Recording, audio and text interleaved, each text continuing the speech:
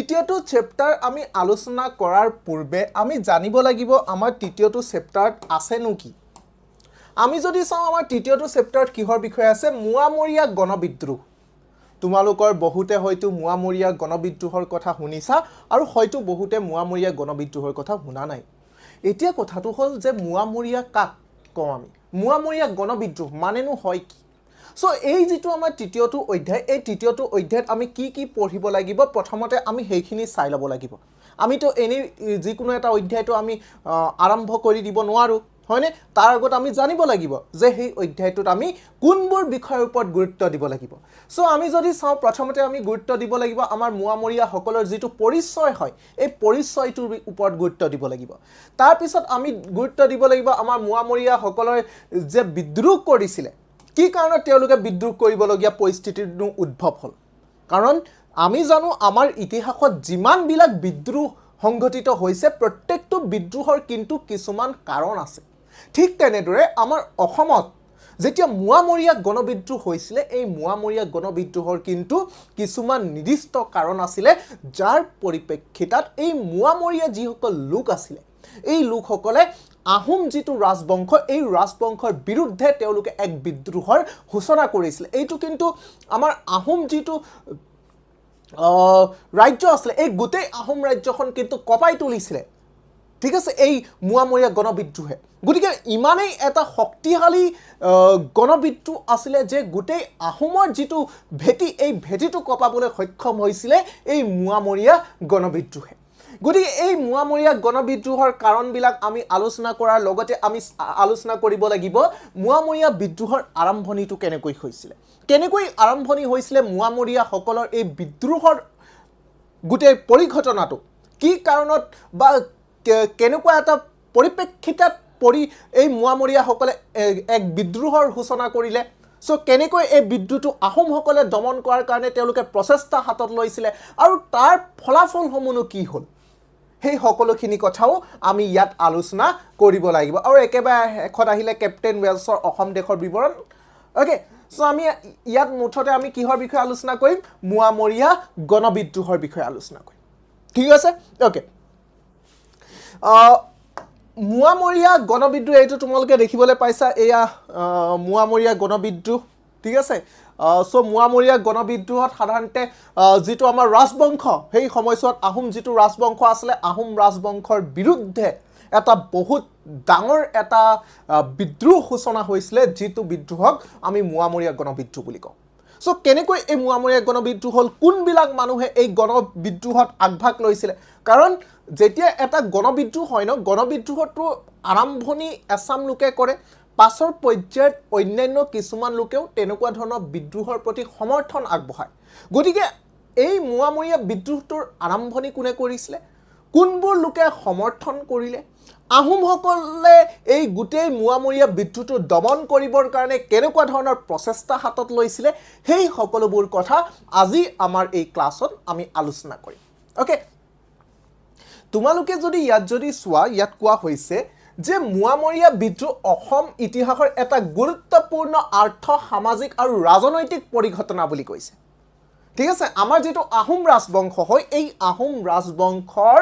এটা অতিকৈ গুৰুত্বপূৰ্ণ আৰ্থ সামাজিক আৰু ৰাজনৈতিক পৰিঘটনা বুলি কোৱা হৈছে কিয় আৰ্থ সামাজিক আৰু ৰাজনৈতিক পৰিঘটনা বুলি কৈছে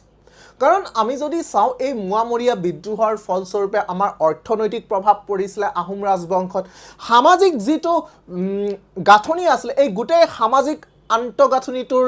হাল সলনি হৈছিল আৰু ৰাজনৈতিকভাৱে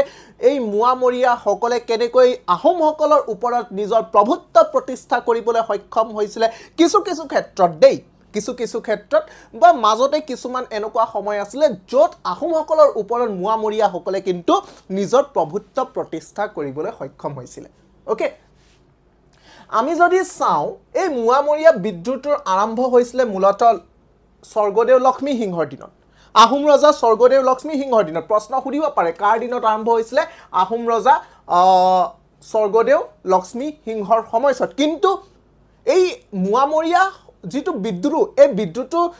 লক্ষ্মী সিংহৰ দিনত আৰম্ভ হৈছে বুলি সকলোৱে কয় মূলতঃ যেটো মূল যেটো মোৱামৰীয়া বিদ্ৰোহ কিন্তু ইয়াৰ যেটো আৰম্ভণি কিন্তু লক্ষ্মী সিংহৰ পূৰ্বতে হৈ গ'ল লক্ষ্মী সিংহ স্বৰ্গদেউ লক্ষ্মী সিংহ যেতিয়া সিংহাসনত বহিছিলে এই সিংহাসনত বহাৰ বহু বছৰ পূৰ্বেই এই মোৱামৰীয়া বিদ্ৰোহৰ সূচনা হৈ গৈছিলে ঠিক আছে কিন্তু মূলতঃ যিটো মোৱামৰীয়া বিদ্ৰোহ আটাইতকৈ ডাঙৰ শক্তিশালী ৰূপত যেতিয়া মোৱামৰীয়া বিদ্ৰোহ সেইটো হৈছিলে লক্ষ্মী সিংহৰ দিনত ঠিক আছে আৰু এই মোৱামৰীয়াটো বিদ্ৰোহটো হৈছে আমাৰ অসমৰ যিটো ৰাজনৈতিক অসমৰ সামাজিক জীৱনক জুকাৰি গৈছিলে এই মোৱামৰীয়া বিদ্ৰোহে আহোমৰ ৰাজবংশটো কপাই তুলিছিলে এই মোৱামৰীয়া বিদ্ৰোহে ওকে সো তোমালোকে যদি চোৱা ইয়াত এইটো আহোমসকলৰ এটা তেওঁলোকৰ মুদ্ৰা আছিলে সেই সময়ছোৱাত আহোমসকলৰ প্ৰশ্ন সুধিব পাৰে আহোমসকলৰ যিটো মুদ্ৰা আছিলে মুদ্ৰাটো কেনেকুৱা হয় সো এইটো আমি যদি চাওঁ কেটা ভাগ আছে এটা দুটা তিনটা চাৰিটা পাঁচটা ছটা সাতটা আঠটা ঠিক আছে আঠটা সাইড আছে ঠিক আছে ওকে সো আমি যদি চাওঁ এই যিটো মোৱামৰীয়া বিদ্ৰোহটো আৰম্ভ হৈছিলে আমাৰ মূলটো লক্ষ্মী সিংহৰ দিনত আৰু তাৰ পাছত যদি আমি যদি চাওঁ প্ৰায় মানসকল অহাৰ আগভাগলৈকে এই মোৱামৰীয়া বিদ্ৰোহটো চলি আছিলে ওকে এতিয়া কথাটো হ'ল যে আমাৰ এই মোৱামৰীয়াসকলৰ পৰিচয় কোনবোৰ মানুহক আমি মোৱামৰীয়া বুলি কওঁ আমিতো জানিব লাগিব আমি এনেই কৈ থলেতো নহ'ব যে এই মোৱামৰীয়া বিদ্ৰোহ ইমানৰ পৰা ইমানলৈকে হৈছিলে হ'ব জানো নহ'ব মোৱামৰীয়া বুলি কাক কওঁ আমি কোনবোৰ মানুহক আমি মোৱামৰীয়া বুলি কওঁ আমিতো জানিব লাগিব তোমালোকে মায়ামৰা সত্ৰৰ নাম শুনিছানে মায়ামৰা সত্ৰ এখন সত্ৰ তোমালোকে সত্ৰ মানে এটা গম পোৱা ন কি হয় সত্ৰ মানে হৈছে শংকৰদেৱে যিবিলাক তেওঁ বৈষ্ণৱ ধৰ্মৰ প্ৰচাৰৰ কাৰণে যিবিলাক ধৰ্মীয় অনুষ্ঠানৰ জন্ম দিছিলে সেই ধৰ্মীয় অনুষ্ঠানবিলাককে আমি সত্ৰ বুলি কওঁ আমাৰ অসমত ভিন্ন ধৰণৰ সত্ৰ আছে তোমালোকে দেখিছা বিভিন্ন সত্ৰত তোমালোকে গৈছা তাৰে মাজৰ এটা সত্ৰ হৈছে মায়ামৰা সত্ৰ আৰু এই মায়ামৰা যিটো সত্ৰ আছে এই সত্ৰটো হৈছে আমাৰ কাল সংহতিৰ অন্তৰ্ভুক্ত অৰ্থাৎ আমাৰ শংকৰদেৱে যেতিয়া বৈষ্ণৱ ধৰ্মটো প্ৰচাৰ কৰিলে শংকৰদেৱৰ পাছত তেখেতৰ যিটো বৈষ্ণৱ ধৰ্ম তাক চাৰিটা ভাগত বিভক্ত কৰা হৈছিলে চাৰিটা সংহতিত বিভক্ত কৰা হৈছিলে তাৰে এটা সংহতি হৈছে আমাৰ কাল সংহতি মনত ৰাখি ল'ব কাল সংহতি প্ৰশ্ন সুধিব পাৰে যে আমাৰ যিখন মায়ামৰা সত্ৰ মায়ামৰা মানে কি মই ইতিমধ্যে ক'লো মায়ামৰা হৈছে এখন সত্ৰ মায়ামৰা কি হয় মায়ামৰা হৈছে এখন সত্ৰ সো এই মায়ামৰা সত্ৰখন কোনটো সংহতিৰ অন্তৰ্ভুক্ত বুলি প্ৰশ্ন সুধিব পাৰে তেতিয়া হলে তোমালোকৰ হ'ব কাল সংহতি মায়ামৰা কোনটো সংহতিৰ অন্তৰ্ভুক্ত মায়ামৰা হৈছে কাল সংহতিৰ অন্তৰ্ভুক্ত সো আমাৰ যিটো মায়ামৰা সত্ৰ আছে এই মায়ামৰা সত্ৰ হৈছে কাল সংহতিৰ অন্তৰ্ভুক্ত এখন সত্ৰ হয় সাধাৰণতে আমাৰ যিটো বৈষ্ণৱ ধৰ্ম শংকৰদেৱৰ বৈষ্ণৱ ধৰ্মৰ প্ৰচাৰৰ স্বাৰ্থত কাল সংহতিৰ যিসকল সমৰ্থক আছিলে এই সমৰ্থকসকলে মায়ামৰা সত্ৰখন প্ৰতিষ্ঠা কৰিছিলে আৰু মূলতঃ আমাৰ যিসকল মৰাণ সম্প্ৰদায় লোক আছে মৰাণ জনগোষ্ঠীৰ যিসকল লোক আছে এই মৰাণ জনগোষ্ঠীৰ লোকসকল আছিলে এই সত্ৰৰ শিষ্য প্ৰধান শিষ্য আছিলে দেই মৰাণ জনগোষ্ঠীৰ যিসকল লোক আছিলে এই জনগোষ্ঠীৰ লোকসকল মায়ামৰা সত্ৰৰ প্ৰধান শিষ্য আছিলে ওকে আমিতো গম পালো এতিয়া মোৱামৰীয়া মানে কি সাধাৰণতে মায়ামৰা যিখন সত্ৰ আছে এই মায়ামৰা সত্ৰৰ শিষ্যসকলক মোৱামৰীয়া বুলি কোৱা হয় মোৱামৰীয়া মানে কোনো এটা বিশেষ জাতি বা জনগোষ্ঠী নহয় সাধাৰণতে মায়ামৰা যিখন সত্ৰ হয় এই মায়ামৰা সত্ৰৰ যিসকল শিষ্য এই শিষ্যসকলক আমি মোৱামৰীয়া বুলি কওঁ ঠিক আছে এই মোৱামৰীয়া যিসকল লোক আছিলে তেওঁলোকে বিদ্ৰোহৰ সূচনা কৰিছিলে আহোম ৰাজবংশৰ বিপৰীতে ঠিক আছে সো মনত ৰাখি ল'বা মোৱামৰীয়া মানে কি মোৱামৰীয়া মানে হৈছে আমাৰ মায়ামৰা সত্ৰৰ শিষ্যসকল আৰু এই মায়ামৰা সত্ৰৰ শিষ্যসকলক মোৱামৰীয়া বুলি কয় আৰু এই মোৱামৰীয়াসকলেই আহোম ৰাজবংশৰ বিৰুদ্ধে বিদ্ৰোহৰ সূচনা কৰিছিলে আৰু মায়ামৰা সত্ৰ কেনেকৈ প্ৰতিষ্ঠিত হৈছিলে কাল সংহতিৰ যিসকল শংকৰদেৱৰ যিটো মৃত্যুৰ পাছত যেতিয়া আমাৰ চাৰিটা সংহতিত বিভক্ত হ'ল তাৰে যিটো কাল সংহতি এই কাল সংহতিৰ সমৰ্থকসকলে মায়ামৰা সত্ৰখন প্ৰতিষ্ঠা কৰিছিলে আৰু তাৰে যিসকল শিষ্য আছে এই শিষ্যসকলক আমি মোৱামৰীয়া বুলি ক'ব পাৰোঁ ওকে সো এই মোৱামৰীয়া শিষ্যসকলৰ ভিতৰত মূলতঃ আছিলে আমাৰ মৰাণ জনগোষ্ঠীৰ লোক কিন্তু বেছি আছিলে যিমানবিলাক শিষ্য আছিলে ন তাত বিভিন্ন জাতি জনগোষ্ঠীৰ লোক আছিলে মায়ামৰা সত্ৰৰ শিষ্যসকলৰ ভিতৰত তাত কিন্তু মৰাণ জনগোষ্ঠীৰ লোক আটাইতকৈ বেছি আছিলে মায়ামৰা সত্ৰৰ শিষ্যত তোমালোকে যদি এইখন আমাৰ অসমৰ মেপখন যদি চোৱা ইয়াৰ যিটো এই তিনিচুকীয়া যিটো অঞ্চল আৰু ডিব্ৰুগড় এইখিনি অঞ্চল এই লোকসকলেই হৈছে আমাৰ মায়ামৰা সত্ৰৰ শিষ্য ঠিক আছে এতিয়াও তোমালোকে এই তিনিচুকীয়া অঞ্চলটোত মৰাণ লোকসকলক দেখিবলৈ পাবা এই তিনিচুকীয়া আৰু এই ডিব্ৰুগড় ওচৰে পাজৰ এই অঞ্চলটোত তোমালোকে বৰ্তমান সময়টো যদি যোৱা মৰাণ জনগোষ্ঠীৰ লোক তোমালোকে দেখিবলৈ পাবা আৰু এই মৰাণ জনগোষ্ঠীৰ লোকসকল মায়ামৰা সত্ৰৰ শিষ্য আছিলে আৰু তেওঁলোককে মোৱামৰীয়া বুলি কয় আৰু তেওঁলোকেই আহোম ৰাজবংশৰ বিৰুদ্ধে এক বিদ্ৰোহৰ সূচনা কৰিছিলে বুজি পালা প্ৰশ্ন সুধিব পাৰে মোৱামৰীয়া কি হয় মোৱামৰীয়া কোন হয় মোৱামৰীয়া সকল হৈছে মায়ামৰা সত্ৰৰ শিষ্যসকল মোৱামৰীয়া বুলি কাক কওঁ মায়ামৰা সত্ৰৰ শিষ্যসকলক আমি মোৱামৰীয়া বুলি কওঁ আৰু মায়ামৰা সত্ৰ কোনে প্ৰতিষ্ঠা কৰিছিলে শংকৰদেৱৰ মৃত্যুৰ পাছত যেতিয়া আমাৰ বৈষ্ণৱ ধৰ্মটো চাৰিটা সংহতিত বিভক্ত হৈছিলে তাৰে যিটো কাল সংহতি এই কাল সংহতিৰ সমৰ্থকসকলে মায়ামৰা সত্ৰত জন্ম দিছিলে আৰু এই মায়ামৰা সত্ৰত বিভিন্ন ধৰণৰ জনগোষ্ঠীৰ লোক আমি দেখিবলৈ পাওঁ তাত শিষ্য হয় ঠিক আছে তাৰ ভিতৰত মৰাণ জনগোষ্ঠীৰ লোক কিন্তু বেছি আছে আৰু এই মৰাণ জনগোষ্ঠীৰ লোকসকল এই তিনিচুকীয়া ডিব্ৰুগড় অঞ্চলটোত আমি দেখিবলৈ পাওঁ ওকে আমি যদি চাওঁ এনেকুৱা নহয় যে মায়ামৰা সত্ৰত কেৱল মৰাণ জনগোষ্ঠীৰ লোক আছে মায়ামৰা সত্ৰত বেলেগ জনগোষ্ঠীৰ লোকো আছে তোমালোকে যদি ভালদৰে যদি চোৱা মায়ামৰা সত্ৰত তোমালোকে কছাৰী দেখিবলৈ পাবা চুতীয়া দেখিবলৈ পাবা আহোম কৈবৰ্ত সকলো লোক দেখিবলৈ পাবা মায়ামৰা সত্ৰত এনেকুৱা নহয় যে কেৱল তাত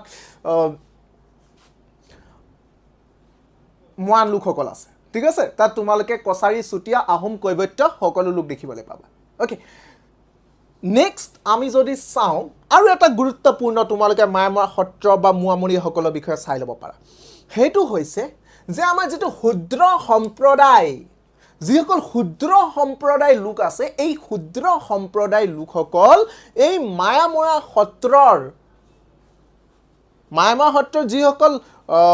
সত্ৰাধিকাৰ আছিলে এই সত্ৰাধিকাৰসকল কোনটো সম্প্ৰদায় হয় তেওঁলোক হৈছে ক্ষুদ্ৰ সম্প্ৰদায় লোক হয় ঠিক আছে কিয় মোৱামৰীয়া বিদ্ৰোহটো কিয় ইমান জনপ্ৰিয় হ'ল মোৱামৰীয়া বিদ্ৰোহটো জনপ্ৰিয় হোৱাৰ কাৰণটো হৈছে মায়ামৰা সত্ৰখন জনপ্ৰিয় আছিল মায়ামৰা সত্ৰখন যিহেতু জনপ্ৰিয় আছিলে মায়ামৰা সত্ৰৰ প্ৰতি আমাৰ অসমৰ বিভিন্ন জাতি জনগোষ্ঠীৰ লোকসকলৰ যিহেতু সমৰ্থন আছিলে কিয় সমৰ্থন আছিলে কাৰণ তেওঁলোক কি হয় এই মায়ামৰা সত্ৰৰ সত্ৰাধিকাৰসকল কি আছিলে ক্ষুদ্ৰ সম্প্ৰদায় লোক আছিলে গতিকে যিমানবোৰ ক্ষুদ্ৰ সম্প্ৰদায় জনগোষ্ঠীৰ লোক আছিলে তেওঁলোকে এই মায়ামৰা সত্ৰৰ প্ৰতি তেওঁলোকে সমৰ্থন আগবঢ়াইছিলে যাৰ পৰিপ্ৰেক্ষিতত এই মায়ামৰা সত্ৰৰ শিষ্যসকলে সূচনা কৰা যিটো মোৱামৰীয়া বিদ্ৰোহ আছিলে এই বিদ্ৰোহটো অসমব্যাপী পৰিবলৈ সক্ষম হৈছিলে ইয়াৰ পাছত আমি যদি চাওঁ ক্ষুদ্ৰ সত্ৰাধিকাৰৰ দ্বাৰা পৰিচালিত মায়ামৰা সত্ৰত তেওঁলোকে এটা সুকীয়া মৰ্যাদা পাইছিলে সো যেহেতু আমাৰ ক্ষুদ্ৰ সত্ৰাধিকাৰে পৰিচালনা কৰিছিলে মায়ামৰা সত্ৰখন ঠিক আছে মায়ামৰা সত্ৰখন কোনে পৰিচালনা কৰিছে প্ৰশ্ন সুধিব পাৰে মায়ামৰা সত্ৰখন মূলতঃ পৰিচালনা কৰিছিলে ক্ষুদ্ৰ সম্প্ৰদায়ৰ লোকসকলে ঠিক আছে গতিকে তাত তেওঁলোকে এটা বিভিন্ন জাতি জনগোষ্ঠীৰ লোকসকল বা ক্ষুদ্ৰ সম্প্ৰদায়ৰ লোকসকলে ইয়াত এটা সুকীয়া মৰ্যাদা পাবলৈ সক্ষম হৈছিলে বা বিভিন্ন জাতি জনগোষ্ঠীৰ লোকসকলে ইয়াত এটা সুকীয়া মৰ্যাদা পাবলৈ সক্ষম হৈছিলে যাৰ পৰিপ্ৰেক্ষিতত এই সত্ৰৰ শিষ্যৰ সংখ্যা বাঢ়ি গ'ল যেতিয়া কোনোবা এটা স্থানত তুমি যাবা সেই স্থানত যেতিয়া তোমাক সন্মান দিয়াৰ লগে লগে তুমি তোমাৰ পৰিয়ালৰ তুমি তোমাৰ বন্ধুবৰ্গৰ বাকী লোকসকলকো লৈ যাবা আৰু তেতিয়াহ'লে তাত তোমালোকৰ সংখ্যা বাঢ়ি যাব নে নাযাব নিশ্চয় বাঢ়ি যাব যিকোনো এটা অনুষ্ঠান তাত যেতিয়া সেই অনুষ্ঠানৰ লোকসকলে যেতিয়া মানুহক সন্মান দিব সেই অনুষ্ঠানটোৰ সংখ্যা সদস্যৰ সংখ্যা বাঢ়ি যাব ঠিক তেনেদৰে আমাৰ মায়ামৰা সত্ৰখন যিহেতু ক্ষুদ্ৰ সম্প্ৰদায়ৰ লোকসকলে পৰিচালনা কৰিছিলে তেওঁলোকে সমাজৰ বিভিন্ন জাতি জনগোষ্ঠীৰ লোকসকলক সমান চকুৱে চাইছিলে তেওঁলোকক সন্মান দিছিলে গতিকে এই মায়ামৰা সত্ৰৰ শিষ্যৰ সংখ্যা ক্ৰমাৎ বৃদ্ধি পাইছিলে ওকে আৰু তেওঁলোকৰ যিটো গুৰু ভক্তিটো কি আছিলে অকৃত্ৰিম আছিলে কোনো ধৰণৰ কৃত্ৰিমতা নাছিলে তেওঁলোকে মনৰ পৰা তেওঁলোকে গুৰুক সন্মান কৰিব জানিছিলে মায়ামৰা সত্ৰৰ লোকসকলে তেওঁলোকে মনৰ পৰা কিন্তু সন্মান জনাইছিলে দেই তেওঁলোকে মনৰ পৰা সন্মান জনাইছিলে মায়ামৰা সত্ৰৰ লোকসকলে লাহে লাহে মায়ামৰা যিসকল